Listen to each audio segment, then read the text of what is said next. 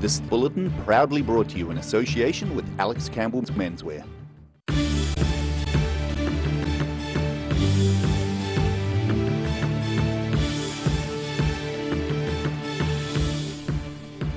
Tonight on the South Today, Queenstown tour guides are looking forward to the influx of visitors with cash to spend. An entranceway to the former Dunedin prison is getting a makeover, restoring some of its former glory.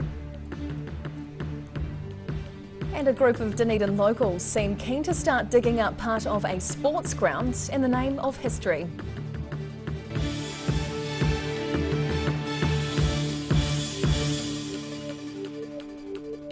Kia ora, good evening, I'm Hannah Wilkins. After 2 years, guiding businesses are preparing to climb out of hibernation. The owner of one Wanaka-based guiding company says employers have a massive job ahead as overseas tourists slowly start to return. It's been a tough few years for tourism businesses riding out the COVID-19 pandemic. Guiding companies are among those who have suffered financial difficulties and lost staff while borders were closed. But now there are signs that the industry may manage a comeback. Wanaka's Alpinism and Ski is a local guiding company that would normally be thriving at this time of year. Owner Gary Dixon is an internationally qualified mountain guide, taking tourists on multi-day adventure hikes. He believes it'll be a while before things get back to the way they were. I'm just preparing for next summer for my own business. So like a couple of days ago I was answering an inquiry with some Australians who are looking to go mountaineering next summer. So it's just, everything is a long way in advance. The mountain town of Wanaka is a hub for all things adventure. However, the impacts of the global pandemic have taken its toll on local businesses and have seen many tour companies shut up shop or slash their staff. And with the lack of certainty for how quickly international tourists may return, Dixon isn't expecting an overnight return to the way it was. It's been super dead. You might as well have gone, everyone's been shot. It's just like unbelievably dead because no one's doing anything, and it's only just starting. Like I said, that's the first time just the other day that someone inquired. With the winter season around the corner, tourists are starting to filter back into the country, with direct flights into Queenstown in time for the ski season. That expected increase in international visitors is giving guiding companies and others in the tourism sector some hope there could be enough business to pull them through. In Wanaka, the South Today. A man found dead near Owaka in South Otago early yesterday may have been hit by a vehicle. Police say this is based off initial indications after the man was found deceased on the road shortly before 12:30 in the morning. They want to speak with any motorists who were in the area at the time who can help piece together the events leading up to the incident. Police ask anyone with information which may assist them in their investigation to call 105. Dunedin's old prison is having its frontage restored with new gate pillars and wrought iron fencing. The aim is to make the building look like it did when it was built 126 years ago. New gates for an old building. The frontage of Dunedin's former prison is set to look a lot smarter with these replica gate pillars and wrought iron fencing for its frontage. Dunedin Prison Trust Chair Virginia Nichols says the work is just one of many steps being taken in restoring the former institution to what it was designed to look like by architect John Campbell. These were taken away from this building, we don't know why, but we're bringing them back as much as we can and for the way that they were in the 1890s. The new gate pillars are based on photographs of the original prison frontage, and they've been built by local stonemasons Wainwright and Company. The work concludes the second stage of renovations to the prison, which has cost $700,000, raised from 12 different trusts. Much of that money has been spent replacing the 15,000 slates on the building's roof, and Nichols says every effort along the way has been made to use the skills of local workers. So everything's done here in Dunedin, of course, Oamaru stone from Oamaru. And no, we use all local craftspeople, and the tiles and things on the building, of course, we bought those in from Spain. So we try and get them as much as we can or as close as we can to what it was like, of course, when the building was first built. Nichols says the Prison Trust is busy gathering information about the former institution's background, which will be turned into descriptive displays within the building. Working on the story component of the building as well. There's some pretty sad stories and some sad tales, and it's quite important that we collect that history and we share that history with our community. And so that's why we're working on that concurrently with the building. It's hoped the restoration of the gate frontage will be largely completed by early next month. In Dunedin, the South Today. The family of a worker who received serious injuries from an electrocution on Friday have been flown to Dunedin to be with her. Isaac Construction says a female staff member received a shock after a live cable was accidentally severed on Dunedin's George Street. The company says its focus is on ensuring there is support for the 34-year-old worker and her family.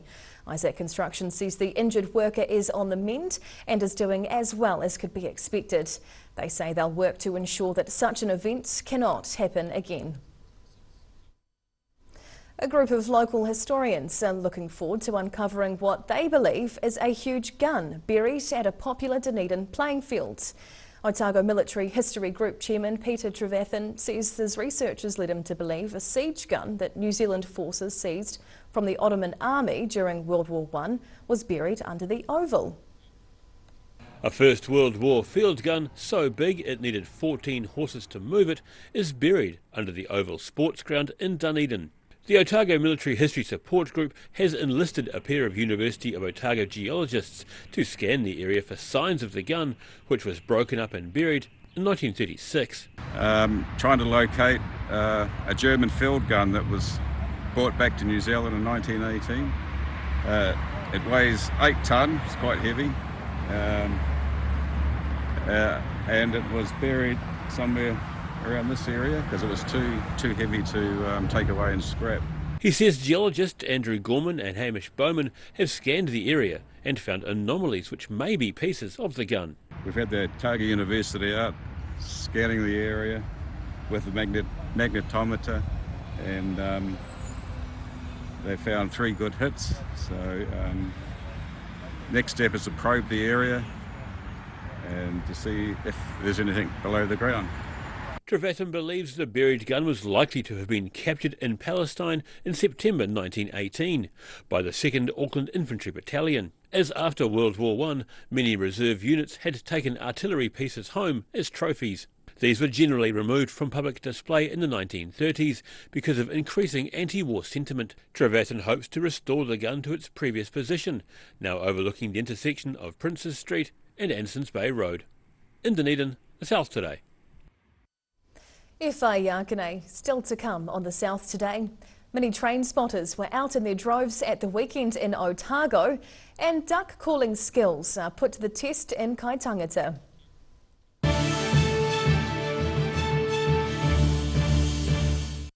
Earth is a planet of extremes. Extreme places and extreme animals. But some animals are more extreme than others. Join us as we count down to find the most unusual, the most extraordinary, the most extreme. A poorly maintained heat pump can lose up to 35% of its output. The Mr. Heat Pump Cleaner team are experts. Their specially developed chemical wash is totally biodegradable. Call Mr. Heat Pump Cleaner and get the job done by the professionals. Hi, we're Age Concern Otago. Age Concern Otago hosts a multitude of social activities, including interwalks.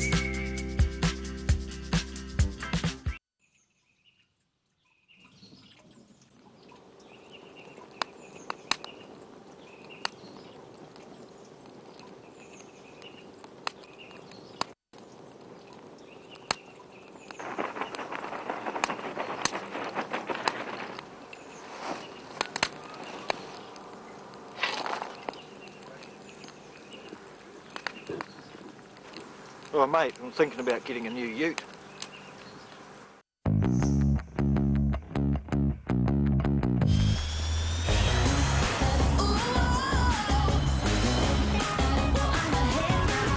Spark your joy with jazz, the next generation from Honda. Livingwell Disability Resource Centre, a not-for-profit charitable organisation and your one-stop shop for information and resources to help you retain independence. We offer a wide range of assistive products from jar openers to mobility scooters and provide assessments for Total Mobility, the half-price taxi scheme. Come and see the friendly team. You'll find us on the corner of George and Bath Streets, ground floor of Burns House. Every day the team at Gillian supports grieving families at their time of need, from answering your questions to organising a farewell that reflects the wishes of your loved one. We can help. Call Gillian's today.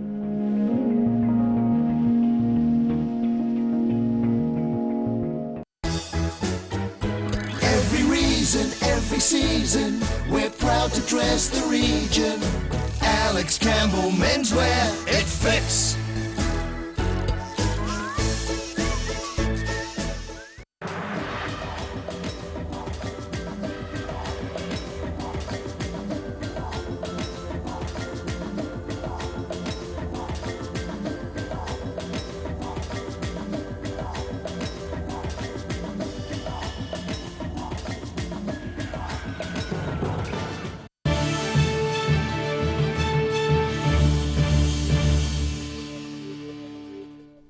Tēnā koe, welcome back. This year's model train show in Mosgiel was a success, drawing 1,500 visitors over the weekend. The event drew exhibitors from across the South Island, with each and every miniature railway layout having a story behind it. Watching model trains journeying through miniature landscapes, about 1,500 people, both young and old, visited the Dunedin Model Train Show at the Tairi Bowling Club rooms in Mosgiel over the weekend.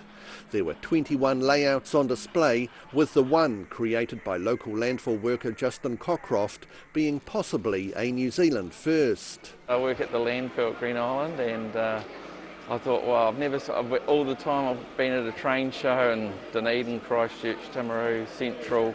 There's never been a landfill layout, so I thought I'd give it a go and put one in this year.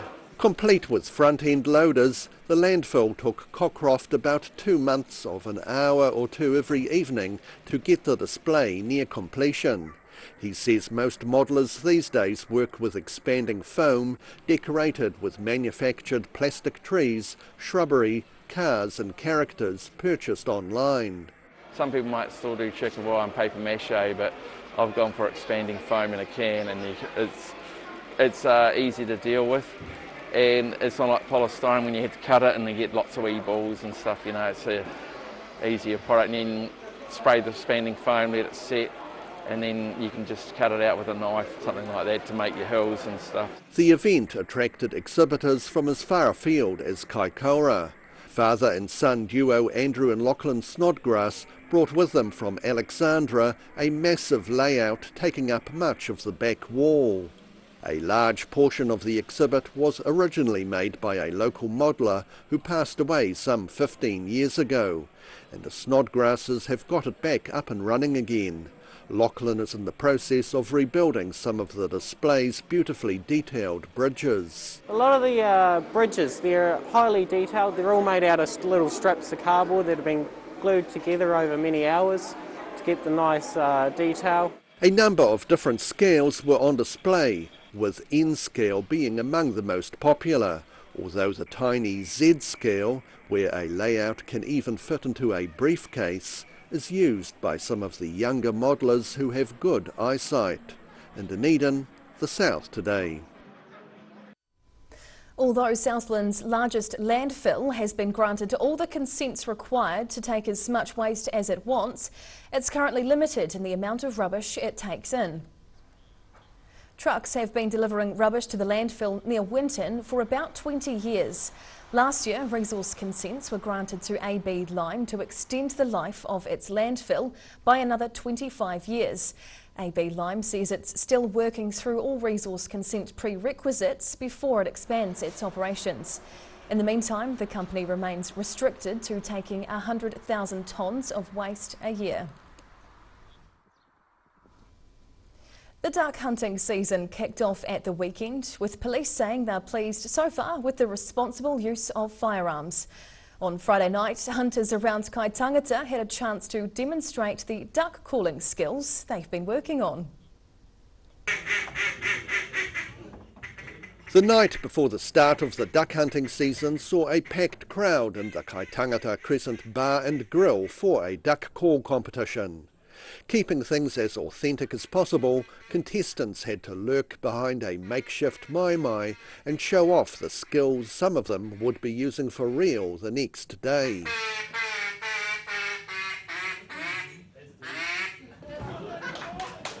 The art of duck calling is to give the birds passing overhead an impression there's a flock resting peacefully on the pond or river where the hunters are waiting. It's funny, and some people are really serious about it and some people just like for shits and gigs. But yeah, that's really good. First prize was awarded to expert quacker Stu Kelly, who says the trick is to practice the chatter and conversation that occurs between ducks. In Kaitangata, the South Today. Whaiakane. After the break on the South Today, club rugby has well and truly begun in Dunedin. We've got the results and we'll take a look at the weather.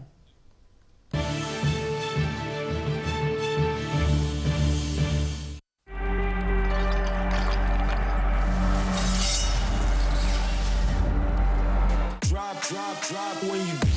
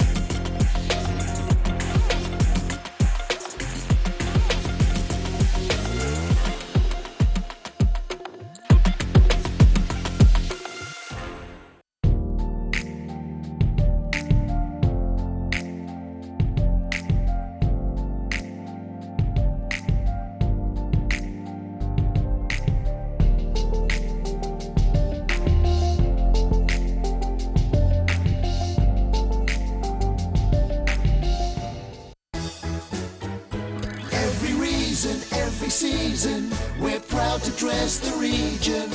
Alex Campbell Menswear, it fits.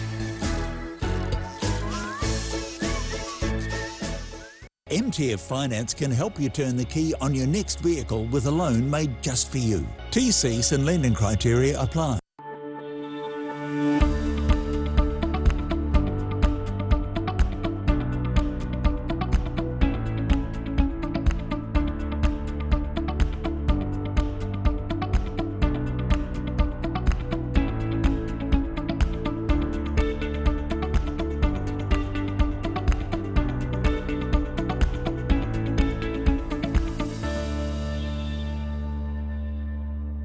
Hi, my name's Matt and I'm the Dines Group CEO. Dines is a company that's focused on selling logistics solutions to its customers. We're passionate about selling efficiency and we've been selling efficiency for over 50 years now.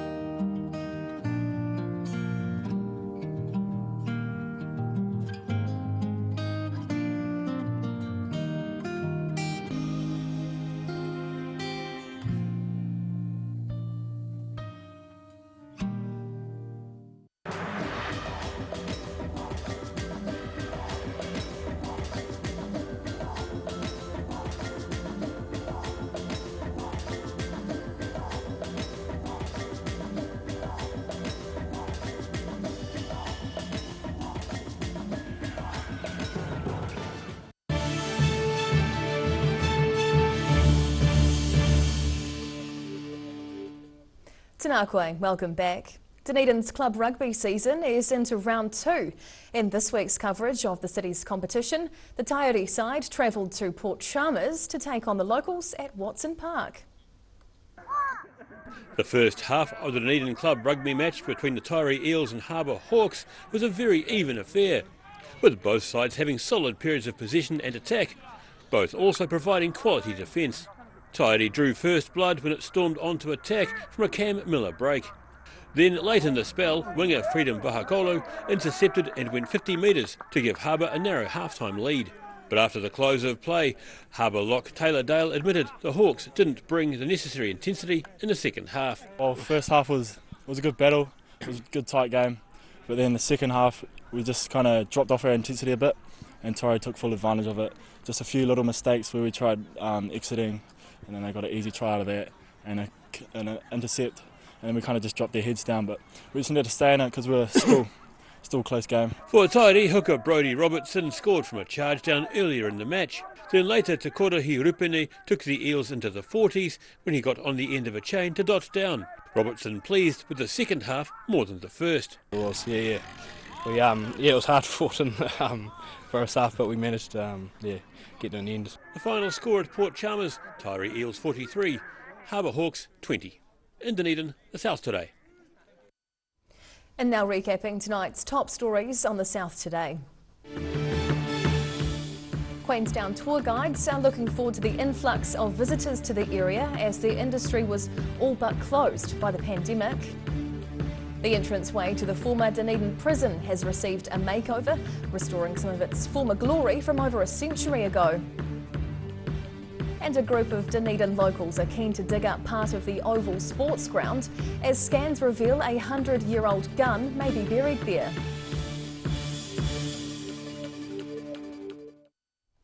And now for a look at what's happening in tomorrow's ODT, and we welcome the editor, Barry Stewart. Good evening, Barry. How are you? I'm very good, thank you. Good to be here. Great to have you. Now, what have you been working on? What can we expect in the paper tomorrow? A couple of things that stand out. We're looking at Dunedin's property prices, and of course, the numbers are down. The prices have fallen over the last 3 months. So, business reporter Riley Kennedy has a look at that issue.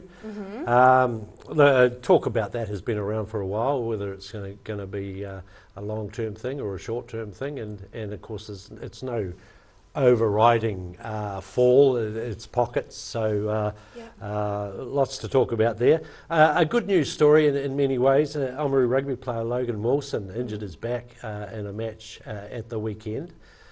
Quite seriously, it appeared, but it looks as though he was flown by helicopter to Burwood and Christchurch from Oamaru. Oh, wow. And so lots of concerns there, but it looks as though he'll make a full recovery. So, nice. So that's good news. Yes, and ultimately. Of course, the father of the player and the team's coach both praised the physios of both teams who responded with some pretty good action to prevent the injury being more serious. So a call out to them. Well done. Well done, yes, indeed. We also have some more details of the man who died on the road at Awaka over the weekend. So we have a wee bit more on that. It was a bit of a mystery. It was for a while. Okay, yeah. Well, we look forward to reading all of those stories. Yeah. Barry, thanks for your time this evening. Thank you. And now for a look at the weather. Tonight's weather proudly brought to you by Mole Map. Looking at the situation, a cold southerly moves over the region tonight and tomorrow, easing with a ridge of high pressure spreading over the south by Wednesday. And the rest of the week should be fine, just with cold nights. Heading to the top of the South Island first. Nelson starts off showery but becomes fine, reaching 17 degrees. Greymouth will be fine with 18 degrees. And Christchurch looks showery and cloudy, heading for just 13 tomorrow. To our southern towns now. The Catlins, Balclutha, Lumsden and Gore can all expect a clear day with southerlies and 11 degrees everywhere here. Travelling westwards to the Central Lakes area, it's down in the low teens here as well. Wanaka and Queenstown will get to 11, while Alexandra and Tiano reach 12, all looking fine with decreasing southerlies. To the northern towns next. Showery with southerlies in Timaru tomorrow, reaching 12 degrees, and it'll be fresh and cloudy in Oamaru with 11. Twizel and Omarama also dabbling with 11 or 12 degrees, southeasterlies and becoming fine. Down to Dunedin, showers will clear later tonight, dropping down to 9 overnight. Another cloudy one on the way tomorrow with fresh cold southerlies up to 11 and down to 0. So you can almost bet there's going to be a frost when you wake up on Wednesday. It'll be sunny though, a cool one as well, reaching 14 with a low of 2 degrees. And now to the deep south. The showers should drop right back down in Invercargill with an overnight low of 8. Tuesday's a fine one with cold winds easing up. Expect a high of 12 and a low of 0 degrees again. Frost to start on Wednesday, then westerlies and 14 degrees, dropping to 1 as the low.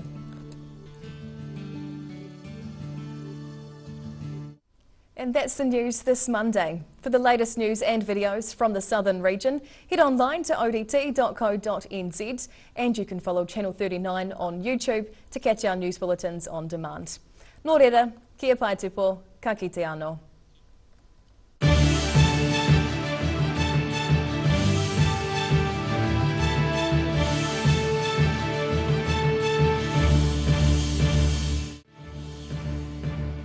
This bulletin proudly brought to you in association with Alex Campbell's Menswear.